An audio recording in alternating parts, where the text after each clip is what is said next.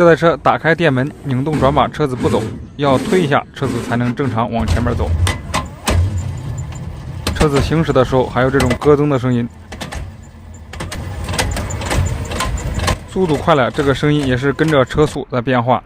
车子停下来，中间这个齿轮包这里还漏油，初步判断应该就是这个齿轮包的问题。我们先把这个一边的这个半轴拆掉，半轴应该没有问题。我们打开顺便看一下，固定半轴的4颗螺丝我们拆掉看一下，这个半轴确实没有问题，没有问题。我们现在把另一边的也给它拆掉。这个时候肯定有朋友会问，为什么不直接拆中间的齿轮包呢？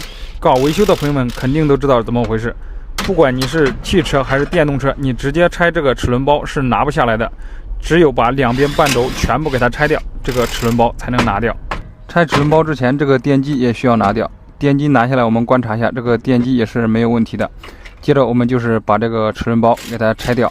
经常搞维修的朋友们可能都体会得到，看着一个很简单的问题，要拆很多配件。现在这个齿轮包已经拆掉，这个齿轮包这里漏油的地方观察是有裂痕的，这个齿轮包的外壳已经裂掉。我们现在打开看一下有没有维修价值，看一下里边是什么情况。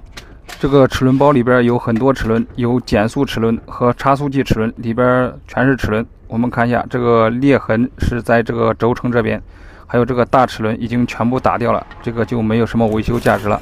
我们宣布它报废，直接给它更换一个新的。这个齿轮包电机有些设计在左边，有些在右边，如果搞反了情况下，这个车的前进会变成倒车，倒车会变成前进。新的差速包里边一定不能忘记加油，这边我一般都是加3瓶，一瓶120毫升。有的老铁说这里加1瓶加2瓶就够了，加3瓶太多浪费。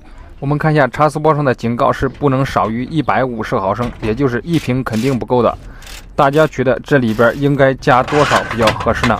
我这边一般都是加3瓶，加多了太多也不行，加太多的话，这个油会从这个桥管流到这个刹车锅这里，影响这个刹车效果。好，到这里这个轮子装好，我们这个差速包就更换完成了。视频看到这里，我们的差速包也就基本更换完成了。这里问大家一个问题，如果差速包是客户自己带的，你们觉得我应该收多少钱的工时费比较合适？好，现在已经安装完成，我们试了一下，车子已经恢复正常，没有任何问题了，可以正常行驶。